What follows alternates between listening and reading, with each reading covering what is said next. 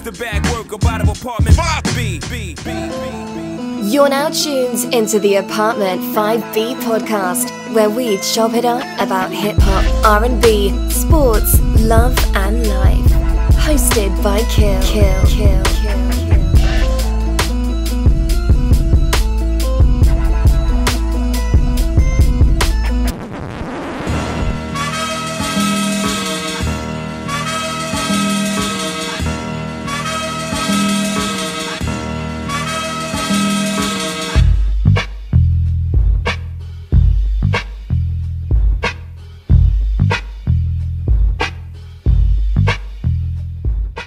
What's good? What's good? What's good? You tune in Apartment 5B, hosted by your man Kill. I got my squad with me today, as always. Ladies first. Porsche, what's good? How's it going?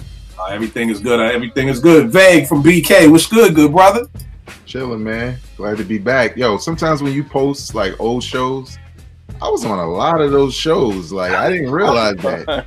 Yeah. Different haircuts and all types of stuff. Hell yeah. Nick, what's good, man? Jussie Smollett, that's what's good, man.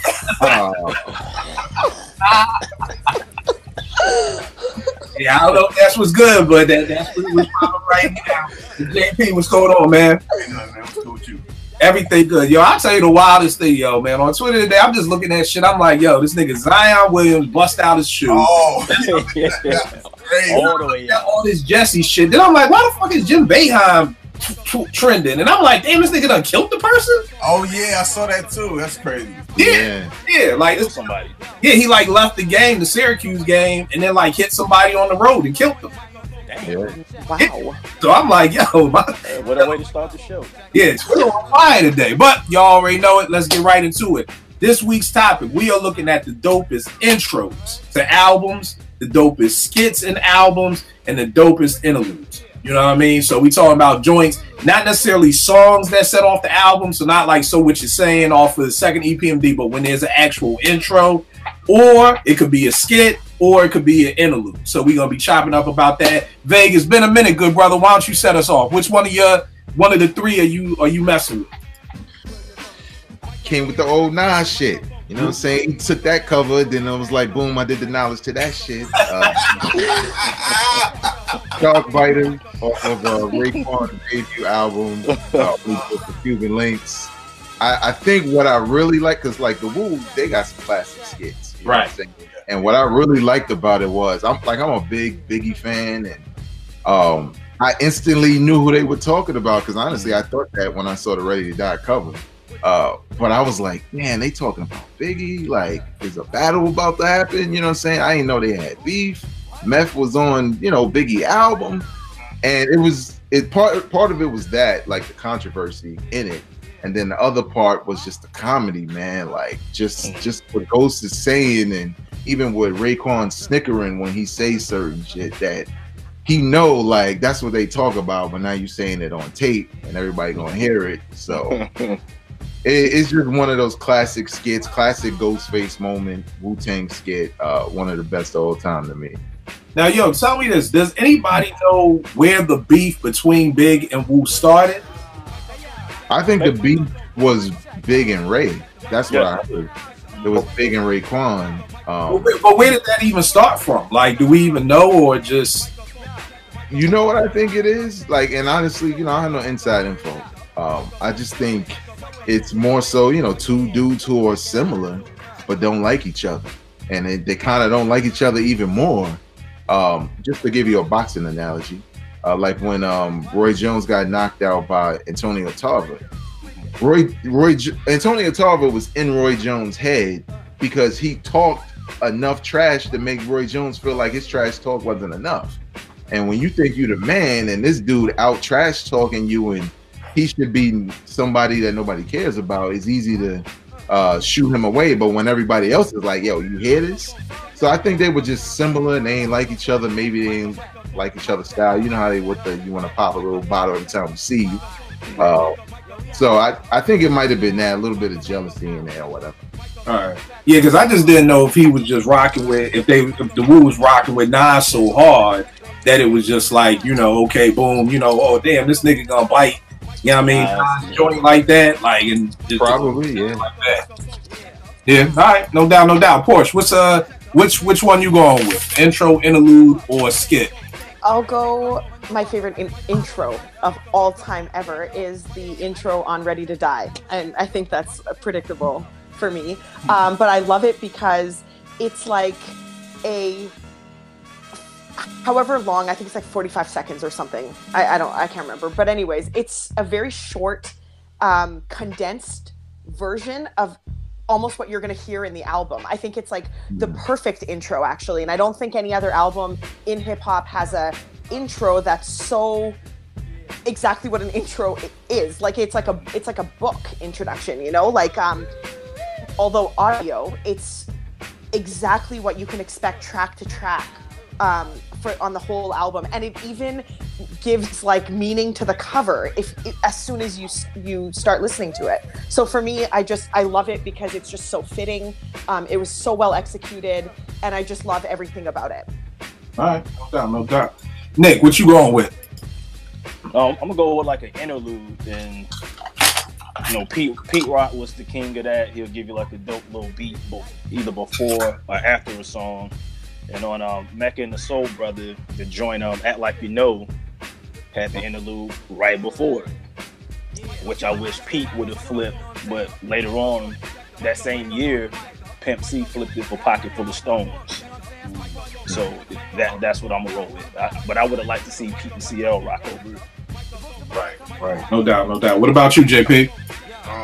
I'm gonna go with an interlude, and when you first proposed the topic, it was one of the first ones that came to my mind, and it's from Big Pun's album Capital Punishment, The Rain and the Sun. Oh hell yeah! Their Presence is one of my favorite interludes, and it's like, you know, first it comes off, the beat is it's crazy, and the dude starts singing, and it's so dope, and then the dude's trying to convince Pun to sing, and he's like, you know, I ain't no fucking singer.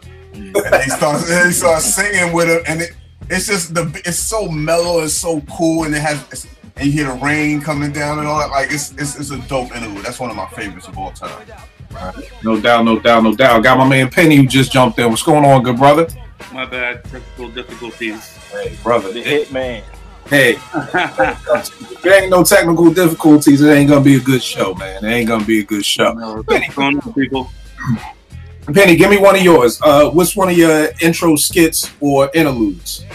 Okay, you start in any particular order, like whether it's musical or skit? Whatever you want to start with. Okay, I'll start at the top, because to me, the biggest goosebumps I still get today from anything that doesn't have lyrics on it is Living Proof intro. Good one. That right there, and I mean, I remember when it came out, even if people were not rapping on the type or whatever, just listening to it, I'll just put it on repeat or I just rewind, whatever. Hear it as many times as possible.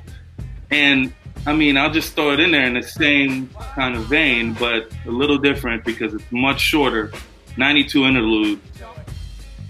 You just gangster everything on my list, man. You just Oh, sorry, that's two different ones. I thought I mess with you. Hey, don't mind think alike. It's all good, man. I mean, it's just that it's so beautiful, man. I mean, and it's crazy that later on finding out how simple it is, but you know, it's just that one. It's like 7 keys, right? Right. Then he flipped it for Heavy D later on. Yeah, he gave it to Head for Yes. The beat funk album. So yeah, I just have to throw the second one. But the first one is really the one I meant to bring up. That's the intro, Living Proof intro. Right. No doubt. And I got so many of all of these. I'm going to go with different ones. One of my intros, I'll go with what Penny just said, the Group Home intro.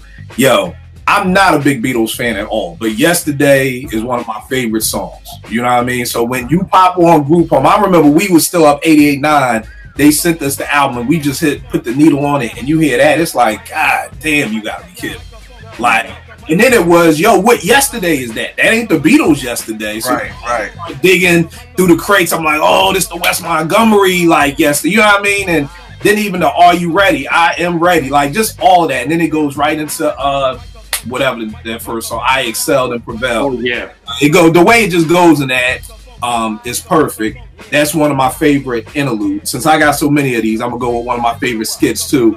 Wu-Tang 7th Chamber. Where my killer tape? Like, across the board. Where's my killer tape? Like, I can't tell you how many times niggas at Morgan reenacted that skit over and over and over. Where's my killer tape? Which was just crazy. And then the whole thing, Shamik got bust 2 times in his head, you know? Well, like, is he dead? What you mean, is he dead? Like, of course he's dead. So it's just like, yo, that's definitely one of my favorite skits. And I'll go with what Penny said too. I'll keep that going. The 92 interlude. I mean, that thing, I remember hearing that on Daily Operation, just like being hypnotized. Like, just being like, yo, my God. And then it wasn't until Higher Learning when Shorty, I forgot Shorty's name, is running around the track. They're playing that. And I'm like, oh shit. Like, you know, I wasn't really digging as hard. So I'm like, oh shit, this Aretha Franklin. I was like, yo, that's crazy. So yeah, that 92 interlude was just stupid. So that's one of my favorite intro skits in interludes. Babe, what you got up next, good brother? I got an intro. It's off of it's the G-Funk intro off of the Snoop Doggy Dogg Doggy Style debut. Mainly because, you know, I'm a big fan of funk, and you know, it had that in it, but then it kind of had that G-Funk groove to it, and had the, you know, the announcer talking, but then Rage just comes on to kill that track. Almost make you, you know, want to hear a Rage album before you hear the Snoop album, you know? You know, that was like, it was crazy, because I remember literally, like, I know, you know, us being growing up in the 90s and stuff like that, we always talk about rewinding. But yo, I literally, like, my sister had bought the album, and I was like, you gotta rewind that. Ray killed that intro. I almost don't want to hear Snoop. I know it's fire, but you know, it's crazy. But one of the best intros I ever heard, and plus I like the idea. A lot of people did it. I don't know if they did it before, maybe after, or maybe before. I don't know. Where they kind of use that intro to introduce you to whoever will be next. You know what I'm saying? Right. Yeah. Like, you know, Blaze's intro on this album, and then people look forward to your album, because, you know, it definitely had me ready for a Rage album. So that was one of mine, the intro, G-Funk intro. All right, no doubt. What you got, Porsche? I got an interlude. My favorite interlude of all time is the Animal Thug interlude on Noriega CD, the Anawari album. And I always talk about it. I always talk about it because I'm not a huge fan of interludes and skits. It's one of the main reasons why I don't like deem the Capital Punishment album as an ultimate classic, is because there's just it's exhaustive. But the Animal Thug interlude is like pure hilarity. It's like stand-up comedy to me. Like, I play it and I just laugh from beginning to end. I feel like I've walked in a room of friends sitting around, like, just talking shit, and like, just, I don't know. Anyways, it's funny the way they kind of rile him up, and then he sort of plays into it and plays the part so well. It's just absolutely hilarious, and I love it. So you thugged out, fall down. Yeah, exactly. Like, it's just, and I think I appreciate it, like, culturally too. For so many reasons. But Animal Thug for sure. All right, no doubt. Penny, what's another joint for you, man? Let's see what we got. Okay. World famous intro, Intoxicated Demons. Beat nuts, yeah. Beat nut. I mean, to me, and also piggyback the intro on Street Level. I mean, crazy. I just love the beat nuts. I mean, I don't know here. But they just, like, I think they always pretty much set it off really nicely. I mean, and have like hype joints like in the beginning of the album, you know. I just love the beat nuts. Those two for me. World famous. No doubt. Nick, what you got? Yeah, I'm gonna roll with a skit. I'm not a big skit person, but you know, a couple of people mentioned some skits that made me think of the Outkast Southern Playalistic skit where the bomb is trying to sell them the stolen jewelry. Like, they like sitting, you know, and it made me, you know, reminisce about me and my boys just chilling in the car. Bomb always trying to sell something, knocking on the window. He's like, yo, I got this chain from some white folks in Bankhead. He meant to say Buckhead. If you know Atlanta, you know the difference between Bankhead and Buckhead. So he's like, I got this off some white folks in in Bankhead, Dre like, get the hell on, man, get the hell on. So that is a funny skit to me, just because it just reminded me of home so much. So like when I started missing Atlanta, I'll play that back. Get the hell on.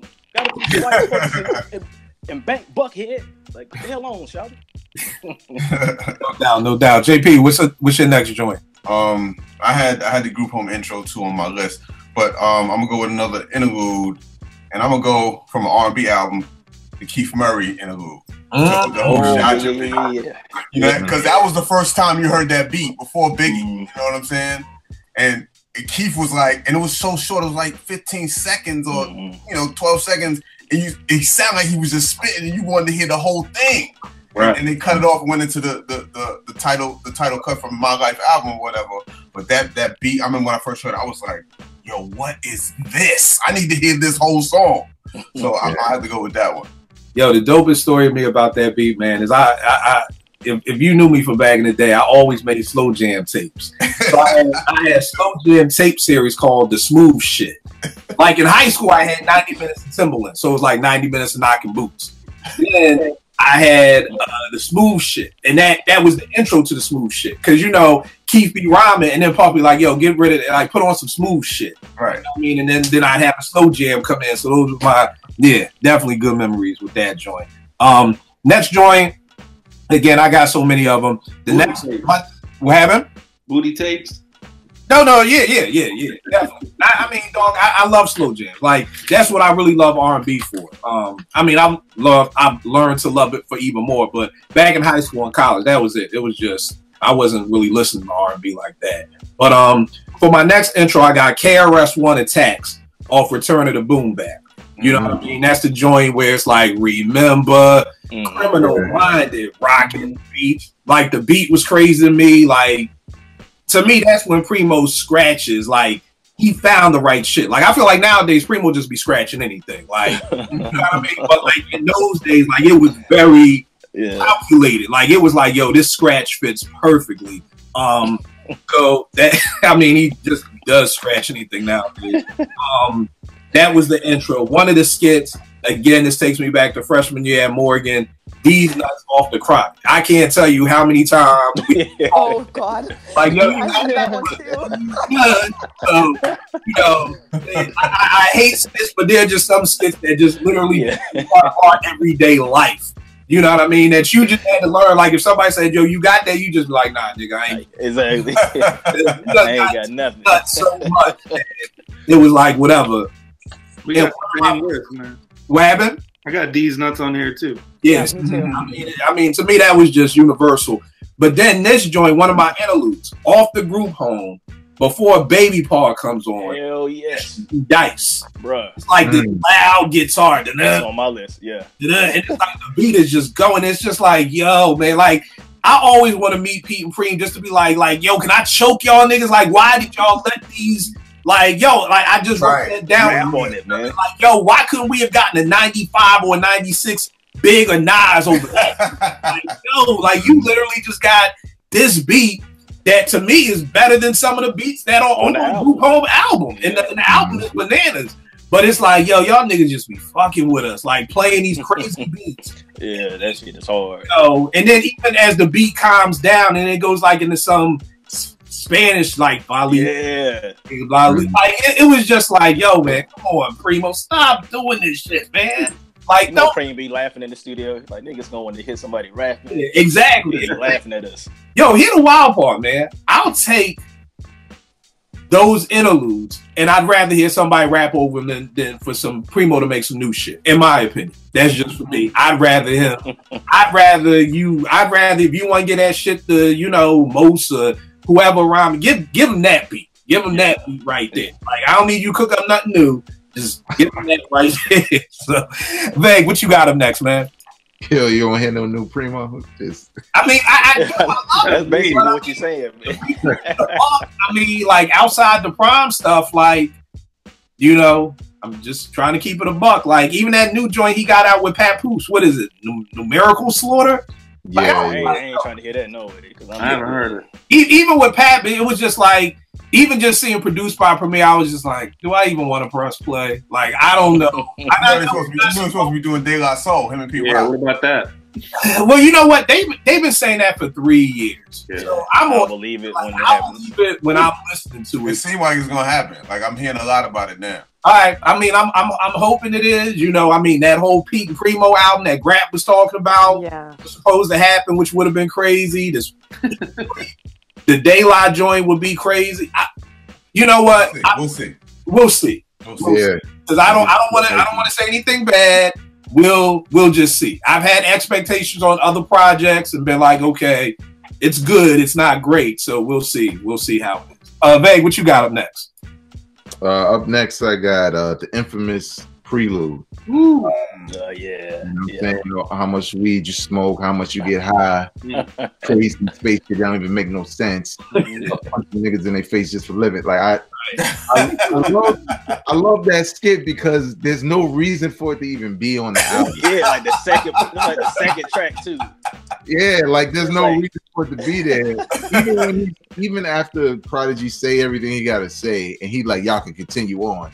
You can tell them other cats are not used to talking on a microphone because they talking over each other. Nigga, like they just saying whatever. I think they love that die.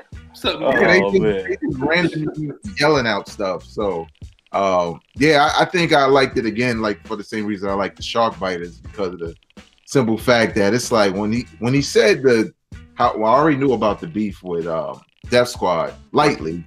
But when he said that how much weed you smoke, I was like, you talk about Redman? I know, right? Yeah. That crazy space shit. I was like, oh, he is. That was after the There's a Dark Side album too. Yeah. They was but I talking think that's about what I liked about it. That, you know, the album was dope. You know, it was so many dope records that followed that skit. So for them to just set it with a dope album, I just thought it was, you know, it was hot and it's memorable based off of, you know, just that alone, you know, classic album. So yeah, that's mine. All right, no doubt. Yo, do you even know where the whole Def Squad beef started from? Nah, I think some stuff just started off with ego. You know what I mean? Like you just want to, right. Yeah, I just didn't know because, like you said, at first I didn't even know that they was talking about that. Then I think Keith Murray snuffed Prodigy, and then it was like all that. Then it's like started to come out. Like I didn't even know they had beef when they did "I Shot You" with LL. Yeah. You know what I mean? Like at the time, I knew it. I didn't know at least, but you know, it's like, damn, both these niggas on the same video set and everything is cool, you know. But yeah, I'm like, where did these beefs even start from in the first place? But like you said, probably it all comes back down to ego somewhere, somehow. So yeah, Mobb Deep had beef with everybody at one point, though. Yeah, like, at some point they did. At some point, like they were just enough. So, and it was always P. Nobody really had a problem with Havoc. Like, I've never heard anybody ever say anything bad about Havoc. Like, I want to say on a episode of the Drink Champs, Nora even apologized, like for shooting at him or something. Like, yo, I was beefing with Prodigy. Like, nobody ever had a problem with Havoc. It was just Prodigy and everybody. Havoc was from QB for real. You know what I mean? Like Prodigy, I forgot what Prodigy from. Hempstead. From Hempstead. Yeah.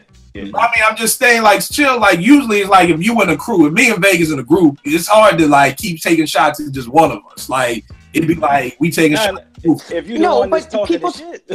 Yeah, but people took shots at both of them. Havoc by association. Poor guy probably didn't do much, but you know, he's always around, so he's getting slandered too. It's just I always heard the Prodigy stories. Like it's Keith Murray snuff Prodigy, you know, or Prodigy. Tupac had beef with them. Yeah, I mean, I was like, what? Tupac is like, what? Like, what is going on? And then I thought about it, and I'm like, wait a minute. There was a period of time where Mobb Deep had beef with literally like every rapper ever. And where the hell went? And then you think back, and you're like, where were they talking all this like stuff? You know, like where did all these beefs pop up from? But everyone had problems with them at one point. Well, I can tell you this: if you ever want to know where the beef started from, you could always read Prodigy's book. It will detail everything for you. Every beef you want to know. That's on my list. Right, because it's just his perspective. Well, I will say he's very honest in his book. God bless the dead. He's very honest in his book to the point that if I was his publisher, I would be like, my nigga, can't we like embellish this shit a little bit? Like, you know, it's not a good look for you right now. Like, I just read it. You're not really looking very infamous right now. Well, I will say that you saw him in person, right? Them some like from hearing the music and then meeting them, and I'm only 5'8". I was like, these the niggas talking like they smaller. No, smaller than you, little. Yeah. Like you can just push him. You don't even have to fight him. Just push his ass. Like I always say, again, God bless the dead, but Prodigy's book should have been named my infamous life coulda, woulda, shouldas. That's everything was y'all was about to fuck little Kim, but then such happened, and I was about to bust off, but then the gun, and I was about like, nigga, did you do anything? Like something stops you from happening. Like this is not good. Then the worst one was when he signed somebody bars and hooks. Them, and then they robbed Havoc's crib.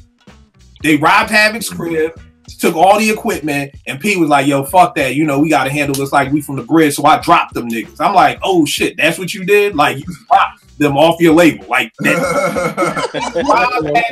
Let's be serious for a minute, though. Let's be serious. Prodigy is a recording artist. No, kill somebody, kill. No, I got you. I'm just like, it's very hard for you to talk 30 years of shit and then have your man crib robbed and all you did was drop him. Even if you ain't do it. You can't like you can't you see what happens. Like you can't ask niggas to beat Tekashi 6ix9ine. Nah. You get locked up. But again, at the end of the day, with niggas like MOP, I got a feeling that if somebody robbed Fame's crib, something gonna happen. Right. Something MOP MOP ain't as successful as Mobb Deep, but I agree. They don't care. Yeah, you know what I'm saying? They don't care, and they look like they don't care. Like, look, remember? Exactly. I know he's saying. Let me just say this. Remember? I don't know if it was in a magazine or whatever, but Fame and them was like, somebody asked him a question, like, you know, so did y'all have trouble getting off of Rockefeller when it was time? They was like, nah, we didn't have no trouble. We was cool with everybody, but if it was trouble, all three of us just would have ran up in the building and just took care of everybody. I was like, damn, like 3 of y'all? But that's what I mean. I mean, what are they really losing in comparison to what Mobb Deep will lose? Yeah. You know what I'm saying? Nah, I know what you're saying. They get locked up, so. I know what you're saying. But it's hard to talk a lot of shit and not be able to back any. Yeah, you can't back any of it. Yo, what's up, man? First time. This is the first show they did on the West Coast because it was a real small joint. We didn't do it because me and my boys was promoting things at the time or throwing these things. We didn't do this specific one, but we went to it. And it so happens that me and my boys, a lot of us are tall. You know, everybody, you're 3, a lot of big dudes. You know, back then. So it would be like 20 of us maybe, and the majority of us big dudes. So we in the middle. The show's not started. The stage is not even raised. It's like a step up. You know, that's how small this show was. And these two little dudes walked right through us, and everybody looked pretty tough. You know, nobody looked like just nerds or anything like that. They walked right in between us when we talking, and one of my homies was like, "Is that?" You know, I mean, like this, like looking down at him. Is that? Yo, man, done all this, just movements and everything. They were like performing, like even before, and then they went on and did the show. So I don't know how many people they had with them, but they definitely acted really hard that moment. Yeah, I mean, like they said, they Mobb Deep. You know what I mean? Mobb Deep. You got in LA though. I mean, yeah, you in LA, but like I always say, there's certain MOP to me is one of the people you just know not to fuck with. Like I don't know. Yeah. They look like they got off of Rockefeller with no problem. Anybody else they got off of Rock, there was shots being taken. They got off G-Unit with no problem. They get off anywhere with no problem. Like, it's entertaining. Yeah, we was like, people like, what's his name? Bumpy Knuckles? Not too many people gonna diss Bumpy Knuckles. Exactly. Right. You don't excel. Nobody excel. Yeah, of course. What's another one of your joints, miss? I don't have a specific one for this rapper. I just love all the skits and interludes. And it's Redman. And Redman is kind of like a Noriega for me. Like he's silly, he's fun, and the skits are an extension of that. And I love him for that because it's like his personality. And he's got a great one. So I like to hear the skits and interludes. Specifically, I think it's Superman Lover. I think that's like absolute hilarity. And that one's one of my favorites too. So Redman, all collectively, his skits and interludes. So. All right, no doubt. Penny, what's another joint for you, man? You know, Veg brought up the Infamous, and I put down all three of those. And to me, especially the Just Step with Noid. Yeah, that's one of my joints too. Never skip that ever in life. Just let it roll. Yeah, it's just a nice few bars, really heartfelt. You know, you could just hear him because there's no music. He was young, you know, and I mean, I was always partial to Noid. I know a lot of people were. He's kind of like a favorite, like a sideman favorite kind of. So that one for me. Yeah, that joint was one of mine too. My man Fanatic used to have his song where he used that. He was talking about he had a shorty, one in Queens, Manhattan, one in Brooklyn. So the name of the song was Three Faces. Like, I wish I had three faces I got for these three shorties. So it'll spin on that. But yeah, I thought Noid killed that joint too. You know. Nick, what you got up next? I'm gonna go with Busta Rhymes, The Coming, the intro. Now, if you play it, say, I hate because I don't know all the samples and stuff, but it's at the beginning it's just some talking, then the beat kicks in. Rampage is talking over that beat. The beat is dope as hell. After that, the intro is like 6 minutes long. Another beat comes on, and Busta Rhymes is talking over that beat. I'm like, why are y'all not rapping over this shit?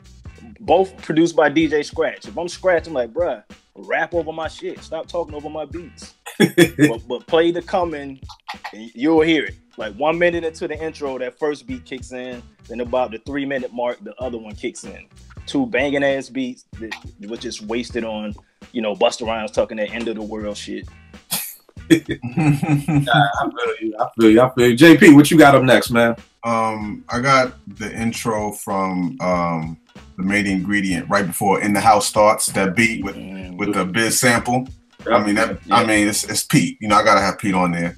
So I mean the beat alone. It's just a beat, but that's all I need. That's just a way. I remember first hearing that when I listened to the album and hearing the beat. I'm like, just hearing that part right, I was like, oh, this album's gonna be crazy. And I could just tell, man, and it was. And then it went right into In the House, and that, you know, that song's crazy too. So I'm gonna go with the intro. Yeah, crazy. I love that intro. I want to say it's a Deodata sample. Is it? Okay. And the funny thing is I got it up here, it's still in my car.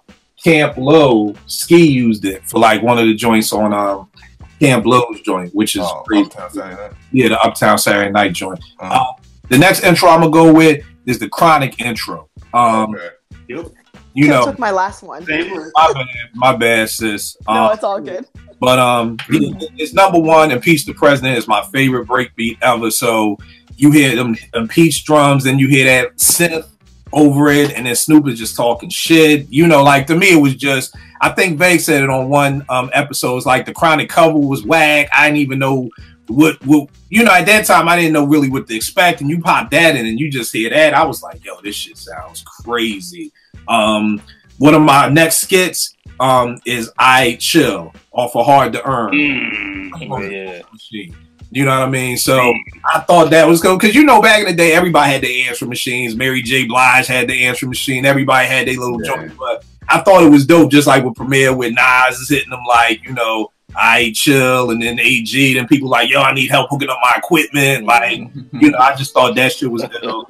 And then the next interlude I got, there again, we back on Group Home. There's an interlude before, I don't remember if it was before or after Suspended in Time, when J. Rue was talking and like the beat got a baby crying in the background. Yeah. You know what I'm saying? And I think when that album dropped, I was going through this little phase of like trying to, I don't know, I went through the quick phase of like, man, all this violence and hip hop. And I love what J. Rue was saying, because he said, when you have a voice to say something, say something. Yeah. You know, and that just kind of like really just stuck with me. Like, damn, yeah, you know, we on this radio station, we got a voice to say something. Everybody got these mics, like we need to say something. And it had like a little baby crying in the background, and that was definitely one of my favorite interludes. Babe, huh? On I Chill, when Nas is on the phone, and it's just the beginning of that sample with the guitar. Yeah. That's the joint that ended up being on Largest Pros. I just want to chill. I just want to chill. Yeah. And I always like fantasize that they're like chilling in the studio when he's calling. Right, I thought the same thing. That's why another reason why I thought it was so dope, because I'm like, yo, damn, what if Large Pro was doing that track? You know what I mean? Right when he was like, yo, do this for me real quick. So yeah, now, that's why I look at it. Dope ears on that. Dope ears on that. What you got next, Bag? I got the crackhead skit off of Supreme Clientele, Ghostface. Woo! At first I didn't even know what it was. I didn't even know what was going on. It just sounded like they were just talking. Then you know, the more they talked about things, it sounded like, oh, they had a spot with the whole, you know, go get my 380 from my lady, tell her throw it out the window. You know what I'm saying? But I just thought it was real. I thought it was funny. You know what I'm saying? That's one thing I loved about Ghostface around that time. His albums had a lot of character. You know what I'm saying? So you never really look like, oh, is the concept meshing with the album cover and all that shit. You really focused on, my bad, Kill. I said I wasn't gonna curse no more. Yeah, I slipped up too. Yeah. Oh, we're not. Well, I wanted to clean it up this year, but I mean, really take it, do whatever you want. We was just trying to clean it up some, but knock yourself out, man. yeah, it's cool. But yeah, I just felt like, you know, it was typical of what we heard on Only Built for Cuban Links and Iron Man, and you know, just you never knew what you were gonna get. And a lot of times it was entertaining in a lot of ways. And you know, for that crackhead skit, and I believe the dude that played the crackhead died. He was also the dude that said he wrote Supreme Clientele. I can't remember his name anymore. Oh, the Superb. Yeah. Superb. Yeah. The dude who had the pedophile charge. He just had mad crazy shit. But nevertheless, that skit was just hilarious to me. And then, you know, Ghostface had to be like a hilarious drug dealer, because just everything he would say, like, yo, don't disrespect my gate, man. Like, what are you talking about? Like, just sell him the drugs, man. All this extra talk, like, you know what I'm saying? Like, but I loved it. I ate it all up. That's what we love about the Wu, man. They got their own language. But yeah, that was mine. All right, no doubt. Porsche, what you got? No, you got to skip over me. I got to think of more because you took my two. Oh, my bad. It's all good. It's all good. What you got? Who, me? Yeah. Damn, man. You took all mine too. Okay. So to piggyback on a funny one, this is back in the day, but on America's Most, the Robin Lynch skit, we used to crack up on that, and there's a line in there, I don't know if I should say it, but we always knock yourself out. You color it out. How much for head? Haha. That was man, my boys used to holler that out the car window, man. We used to roll by. But there's some funny stuff in there, because when he said the roughed up and dangerous, that's the RTD. It's like the MTA. It's like the bus line. So some sprinkles in there that if you didn't know that, they're talking about taking a bus, not the life of the rich and famous. So that one is funny to me. I got a couple more, but move on and you come back to me. All right, no doubt. Nick, what you got? Pete Rock again, Main Ingredient album. It's the very last thing you hear on the album. The Get on the Mic. It may be a Mobb Deep sample. I don't know, but at the end of that, there's a tight ass sample that the beat miners actually flipped later for what was Shorty that used to rap with De La Soul. Shorty No Mas? Her. She got a track where they actually flipped that sample. I want to say it's a Mobb Deep, I'm not sure, but yeah, it's at the end to Get on the Mic on the Main Ingredient album. I gotta find that beat miners joint, because I always wonder what happened to Shorty. I thought she was dope as hell, like off that Boom state, and then she kind of just disappeared. I ain't even. Yeah, Shorty No Mas. Shorty, she was out of Philly. She was on Balloon Mind State. Oh, right. Yeah. She was on Balloon Mind State, and then she just kind of disappeared. So yeah, I gotta find that beat miners joint. JP, what you got? So for me, anything that's under 2 minutes is an interlude to me. You know what I'm saying? Even if it's not labeled as, that's what I see it as.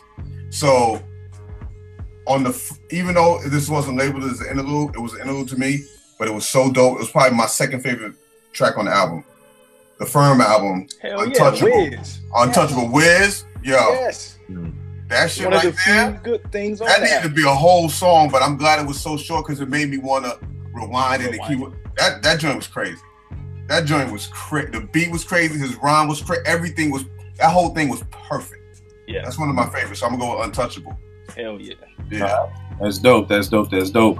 The next joint I got up for an intro, we talking about Ghost and Ray and them. It's Stairway to Heaven off of a Bulletproof album, where they just talking over Stairway to Heaven. But the way that Ray sets it, Ray sets it off with, yo, what I tell you about wearing your New Balance wrong. Like, that's how, like, yo, when the interlude starts off with, like, yo, nigga, you wear the New Balance wrong. Like, what I tell you, like, yo, I've told you this numerous times, like,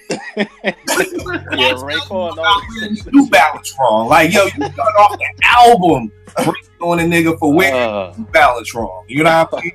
And it's just like, it's Ghost is right up there when he was dissing Action Bronson over, like, the stylistic stuff. Like, yo, those dudes can just take whatever old 70s soul they want, talk over it. It's the intro, it's an interlude, it's a diss song. I'd rather that Ghost diss video than an actual song. Like, that was perfect. Like, we didn't need no song.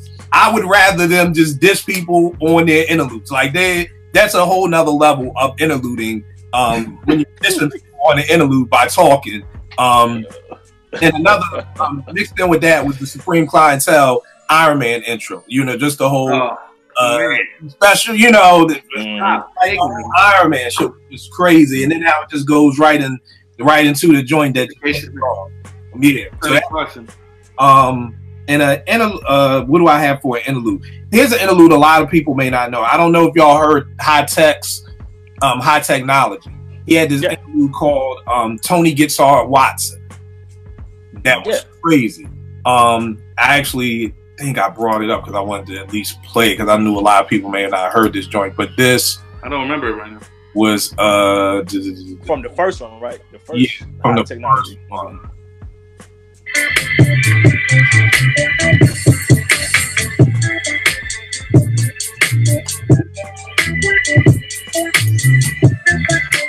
So that shit was just crazy to me. Like, and I mean, if y'all hear that nice and loud with the bass tones he got, it was just like, yo, and again, as a producer, I'm like, yo, we got to use these shits. Like, that's what I want to ask Pete and Primo. Like, how did you just let these slide? Like, some way, we're coming back to this. Like, it's cool for a minute, but how did y'all just letting these incredible beats?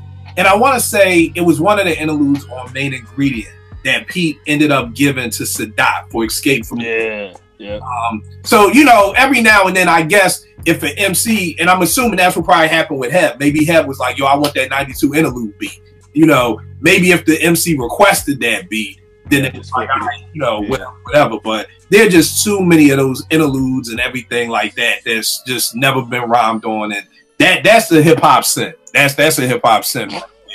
Have to be just to let them shits just sit like that. Nick always says he wants to hear Dap on that group home intro. Heck yeah, man, a little Dap. I mean, I think it's perfect the way it is, but I mean, it would have been dope though. Yeah, I mean, not no Malachi, just Dap. Just Dap. No. One quick verse. Just that. Just one quick verse. All right, babe, what you got left, man? I don't hear none of them on them shit. Give me instrument. No, you ain't like that. I thought we've been through the exercise, bro. I watched a video the other day where I was talking about Group Home on your show. I have the album. I mean, right, beats on there, like you said, man. Y'all didn't name every interlude. It's classic off of the beats alone. I think I liked that more when I first heard him on I think it was on Daily Operation. Like, I was feeling him then. I don't feel like he's whack, but I just felt like they left a lot to be desired. Right. With those tracks. You know what I'm saying? But sometimes, I mean, when I hear like Superstar, Living Proof, it don't matter really. Because it's so crazy. So yeah, it's funny. The other day, somebody was like, "Yo, who's the worst rapper?" And Malachi just came to mind. First. But we had to give him a pass because we know why. I'm like, yo, he's really not a rapper. This dude was about to get locked up. The judge was like, nigga, you make beats, make him make an album. You know, so it's kind of like, it's not like this nigga wanted to be a rapper. It was like, rapper or go to jail. I don't know if that's ever happened in hip hop before, when the judge is like, nigga, either rap or go to jail. Like, that's all I can offer you at this moment. Plea deal, nigga, you're either gonna rap or go to jail. I don't know anybody else. Other rappers, right. Stop, because nigga, you really are a rapper. You know what I mean? But if the judge just said, kill, you better fucking rap or go to jail, I'm not gonna I'm not gonna, it's not gonna happen, you know. But my bad, babe. What are you gonna say? What's your last couple joints? I really didn't have any more. I had Killer Tape down. Love that skit. I like the whole Meth Chef joint where they dissing each other basically. I thought that was clever to do something like that. And probably every Cameron skit, especially if it involves him calling a girl. It's always like, yo, why do you keep making these? But they're always funny, you know what I'm saying? Especially when I was listening to recently off of one of his mixtapes from recent years, the joint with Ronald McDonald on the cover holding a gun. He was listening to, like you said, the whole answering machine, people calling you joint, and there was one on there was like, yeah, this is Halle Berry's assistant. So this nigga Cameron calls back and he's talking with the mad proper, like when you trying to get a job voice, like, hey, hello, can I speak to Halle Berry's assistant? I just thought, I was like, yo, this nigga could do comedy. Like, yeah, he really can. Because he's another one like Ghostface. Like when he did that video in front of his pool, like it was crazy. Like, yeah, now look, get the shot of my pool in a robe, and I'm like, you can do comedy, man. This shit is always funny. But yeah, every Cam related skit for the most part is usually something classic. So that's all I got. All right, no doubt. Porsche, what you got left, miss? Well, I think it's worth a mention. I don't know if it's an official interlude. I don't think it is. It's a skit for sure, probably attached to a track. I can't remember right now, believe it or not. On 36 Chambers, the whole, you know, the whole spiked bat, that whole part. Oh, the torture. The torture, yeah. Like, it's for the fact that everyone refers to it all the time when they think of, I think that's like the first thing that you think of when you think of 36 Chambers is that piece that they just Method Man very, you know, eloquently stated. So I like that one only because I feel like it's, I think Vegas said it before, it's like that's what we like about the Wu. They're just so unapologetically themselves, and that little bit is proof of it. So I think that's worth a mention for sure. All right, no doubt. Penny, what you got left, man? Okay. Did somebody bring up the Shiznit intro? Nah. W Balls. Oh, the W Balls joint, yeah. The joke is that's funny. That's a good one. That was funny. I used to just want to listen to that. That was a quick one, so let me just say, okay, I had Killer Tape too. So Porsche brought it up. Capital Punishment had a gang of skits, right? But I definitely like a couple of them. And I mean, I don't know how you cannot like Back in the Back of the Act. Yeah, that's hilarious. I don't know how you cannot like that's hilarious. That shit is so hysterical to me. And like a big goon like that's funny as hell. Funny as hell, yeah. And lyrical and everything. That's what I really appreciated about Pun. Just humorous and just sick a little bit. So Back in the Back. That one. Back in the back of the back of the back in the back of the back of the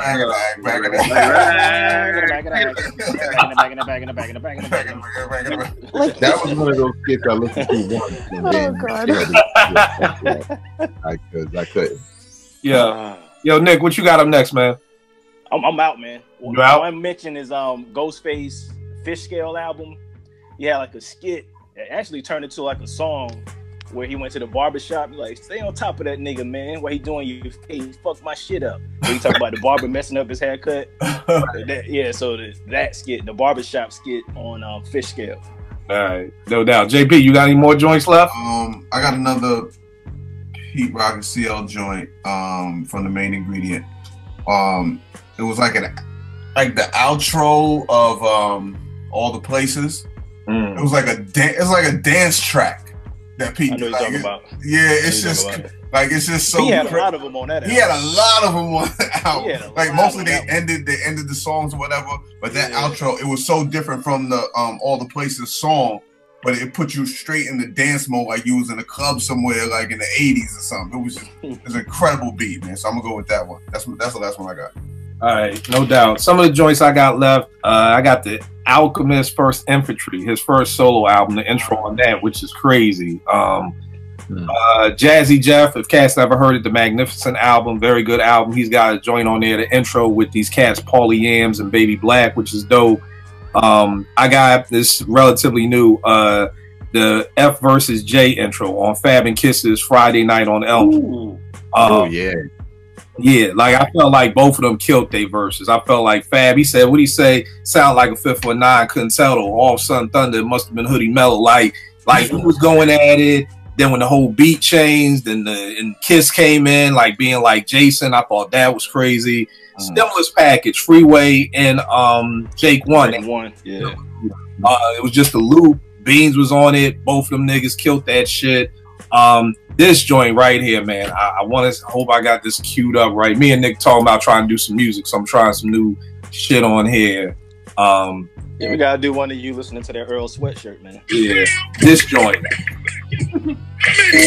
This joint for MOP. Oh yeah, hell yeah.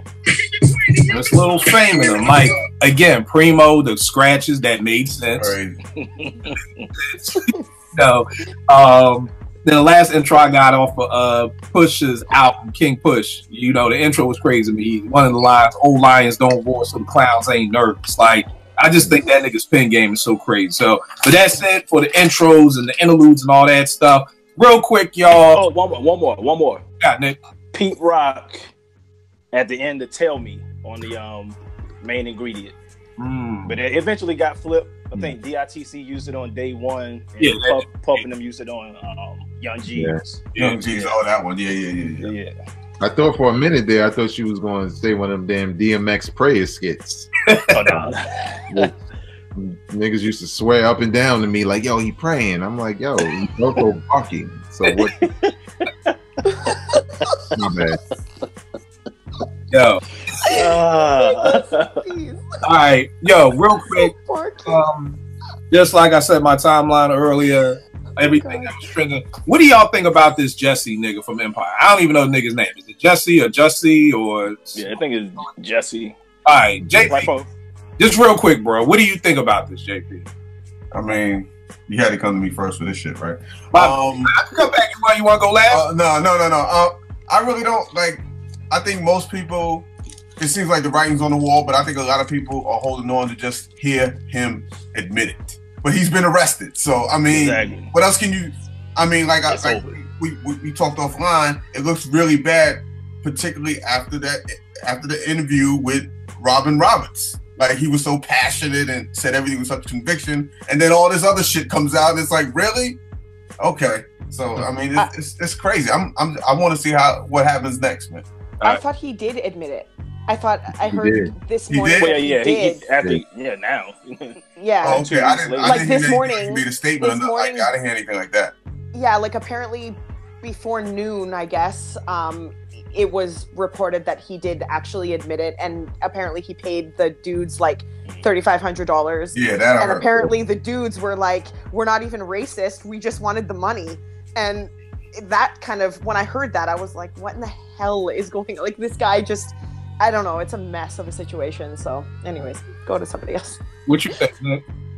Yeah, I mean, I was one of the people from Jump that was like, and people kind of got on me, like, you know, like the whole going to Subway at 2 a.m. and below freezing temps just never made sense to me. Right. I'm like, something. I didn't know Subway stayed open until 2 a.m. Me neither. I'm like, got 24-hour Subways in Chicago. Right. It ain't make sense to me. But, you know, people, you know, try to call you homophobic and, you know, the straight black men don't stand with their gay brothers and all that crap. But if it don't sound right, it don't sound right. Right. I feel you. What you think about Penny? Man, I don't even know what's happening, really. If this comes down to They like, I don't know what the fuck going on. It goes down to an actor being desperate just to get some more money. Yeah, that's crazy. If that's the reason. Yeah. All right, Vay, what about you? I know you got some comedy to this.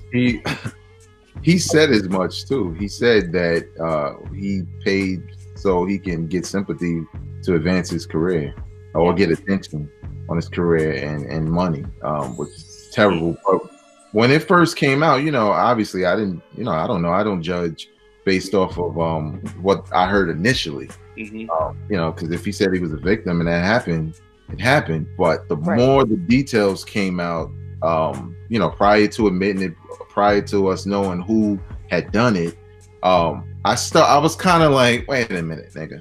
Like, have you ever been? Who leaves the house? Nigga, get the rope, get the Clorox, nigga, and put your Make America Great hat on. We gonna get this nigga. Who says that? Who does that? Right. You know what I'm saying? We gonna get him because we know he go on the subway at 3 a.m. We get him in this alley, 57 below zero. Yeah, where there's no cameras. Right. And we African, by the way. Did we say that? Right. So it was just so much that seemed off. But I didn't really comment about it because, like Nick said, some people are more so like, I call them social media warriors, justice warriors. Right. Where they're so focused on being a part of some form of movement that they're not really looking at the details. I mean, I posted something before that wasn't really slandering him. I was just saying it was getting interesting. And then I had one girl like, y'all need to stop because this is what they do, and if he was white, and I was like, he's a liar. Like, like how are you ignoring that? He used race. He used everything. Yeah, he had all the checkpoints. He used politics. Like, and there are real victims out here who won't get the exposure, who won't get the police investigation. So come on, man, I have no sympathy for that cat. And with the Clorox and the look, this is the craziest thing was the rope to the police department. Exactly. Yeah, exactly. He kept the rope. He kept the rope on. Like, come on, for 45 minutes, really? Yeah. Who don't do that? For real? I have evidence. I didn't even know nothing about the rope. He kept the rope on. Yeah, he kept the rope on. Yeah.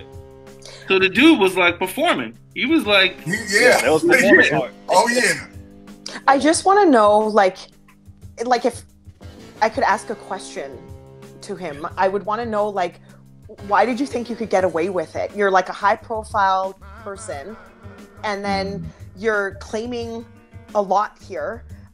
Did you think they were gonna just let it go? Like, oh, that sucks, and then nobody was gonna like really go deep into the investigation and like that particular. I mean, I don't know Chicago like that, but people on the TL were saying that that particular area is so concentrated with like cameras and people and all that kind of stuff. Like someone would have seen something. Like it's shocking to me that you would sort of be this elaborate and think that they wouldn't go to the very depths of the situation to kind of bring the people to justice. Like it all started to, oh my God, like I can't believe this happened. We're going to investigate to the full extent of the law to bring these people to hold these people accountable. That's the question I would ask is like, where was that miss in your plan here?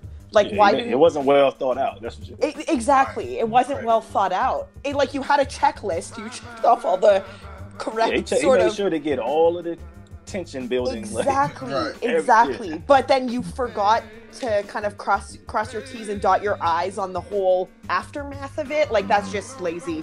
I don't know. I don't know. I think it started with the letter. So he said when that letter went out, he didn't get the response he thought he would get. So then he created this. Yes, and apparently the letter was fabricated as well. Was it? The letter was fake. It looked like a damn kid wrote it. Yeah, right. Cut out letters.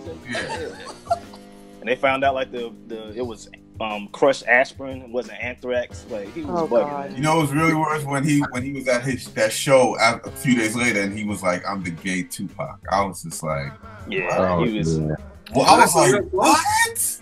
What? That's a real quote? Yes. You said he said I'm the gay Tupac. I'm the gay Tupac.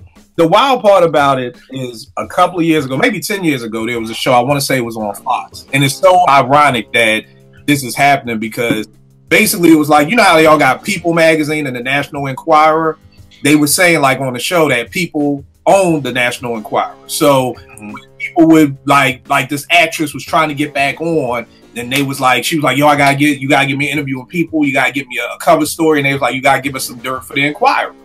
You know what I mean? So like she sold out her homegirl, you know, to give some dirt to the Enquirer. She started doing all this stuff, found out she had a sex tape. Then she lied and said, yo, she was raped on a sex tape. You know what I mean? And then she was doing the routine. She was doing Oprah. She was writing on books. She was doing all this. Then to come to find out, she the one who leaked the sex tape herself. You know? And I think the sad part is more, and it was deeper to me than all of that, is just, this is how vicious the industry is, you know, and we had 15 minutes of fame. Now you got 15 seconds. So I'm sure this dude thought, yo, if I can, look at what they do for Black Lives Matter. Like, I could be the face of Black Lives Matter for gay people. You know what I mean? It's like, look, I could be the gay Colin Kaepernick out here.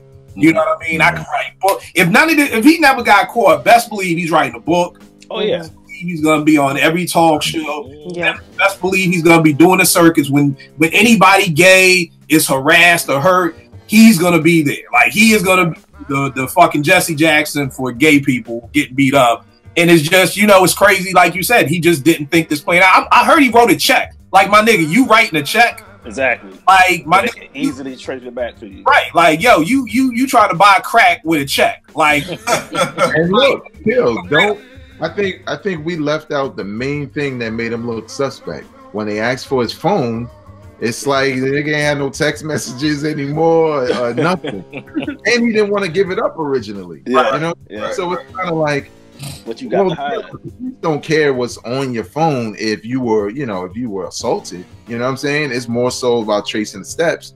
But he knew it was text messages in there to them African dudes like, hey yo, man, bring the bleach. Bring the, you know what I'm saying? I'm gonna have a sandwich on me.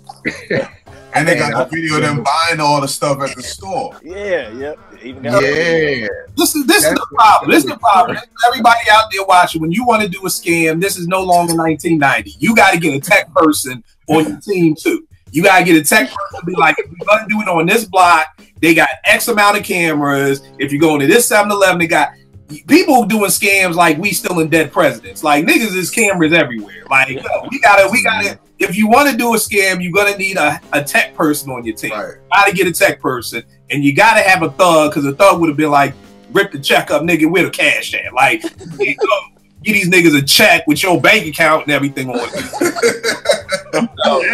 The show. It shows me that he don't have no thugs. He don't got no tech. Yeah, that's he don't got nobody. Right.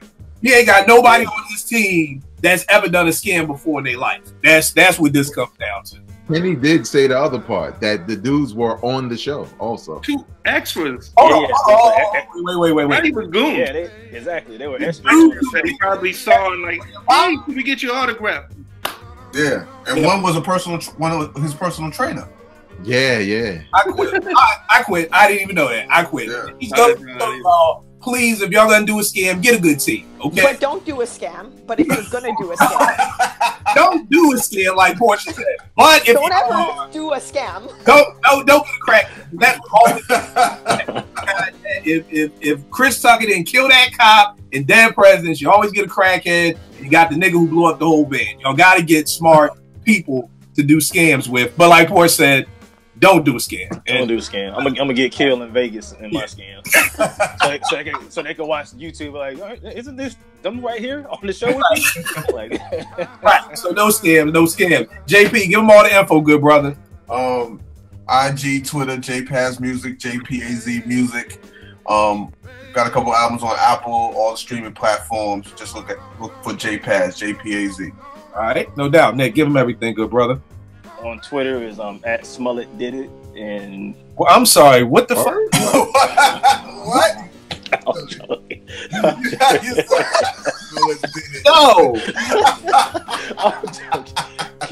Killer have it linked up. That's the problem with Nick, because you your profile picking up like, who the fuck is this nigga talking to me?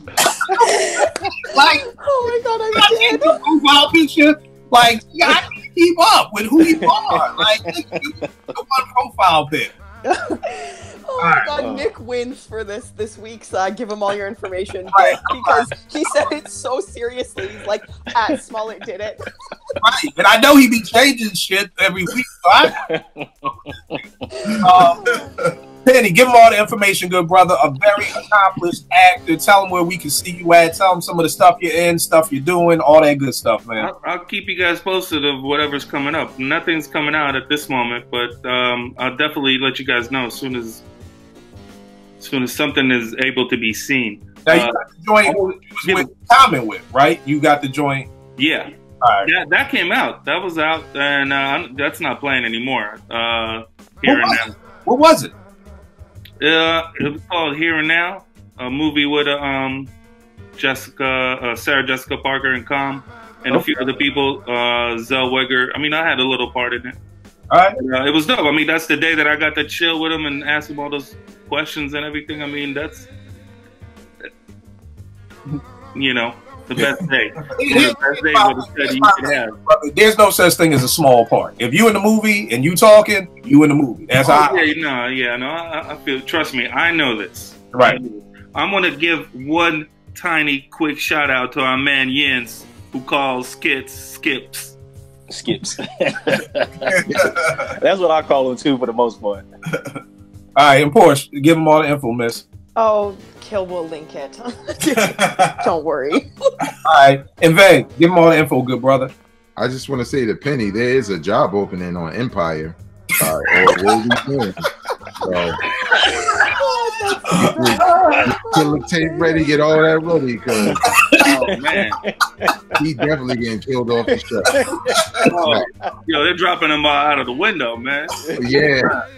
That'll probably be the only episode I watch. That'll probably be the only episode. Like, I want to see how they get him off. You can follow me on Instagram and Twitter. Let me do my radio voice. You can follow me on Instagram and Twitter at INC, and you can check me out on Hip Hop Now podcast. Also, you can check me out on YouTube on a podcast called That Time in Hip Hop on the B-Roll Network. All right, no doubt. Real quick question. How did y'all feel about Skits? Like, were you with them? Like, me and Nick hate them. Like, JP, were you cool with Skits? Like, absolutely, I was. Okay. I love Skits. All right, and Penny, what about you? I mean, overall, I'll probably say not really, but it's case by case, really, man. I mean, if there's value to it, I'll probably play it, And today we talked about some of those. There's value to it. All right, what about you, Porsche? I think that skits are terrible, except for the ones that I like. But I think the only rapper that can do skits well and what they're supposed to be is Masta Ace, and Disposable Arts is the example. Just check that out. It's just so seamless. You wouldn't even tell that there was skits in there. I think they're not good. I think it's very, very rare that a rapper could do it correctly, but Masta Ace is the only one so far that I think can do skits and interludes correct. So, all right, no doubt. What about you, Vay? Did you rock with skits? I think I did more so back in the day, because they felt a little bit more meaningful, and they always usually led into a dope track, or you could tell there was some rhyme or reason why they did them. But sometimes I hate overkill. Like, for example, Tory Lanez's debut album has a skit after every record. That's big pun. That's capital punishment. It made that album terrible to me, and there's a lot of good songs in there, but you cannot. I mean, you can't skip that much on the album. After a while, you're like, "Fuck it, I don't want to hear the whole thing." Like, right? It's like, it depends, but I think it's as little as they can do. I think it's better, because we don't need them. You know what I'm saying? Yeah. I think the 3 Feet High and Rising album is the example of why I don't like it. Because they have skits back to back. Wow. You had 2 skits in a row. Like, come on, bro. But you know what? I think for Paul was like, yo, this is some new shit. Like, and when you do some new shit, you sometimes overkill it. You know what I mean? Yeah. So that may have been it. I don't know. Maybe that nigga always wanted to do TV. I can't call him. I just like skits at least if they flow in. Like even with the Wu, when I was listening back to the Wu album, I'm remembering, oh shit, these are at the end of like beginning of songs, which become a pain in the ass because I can't skip them. Right. The thing. So, and y'all already know it is with me, Kill 889. We'll make beats for food. I will check y'all out next week, good people. I appreciate y'all. Yeah. Peace.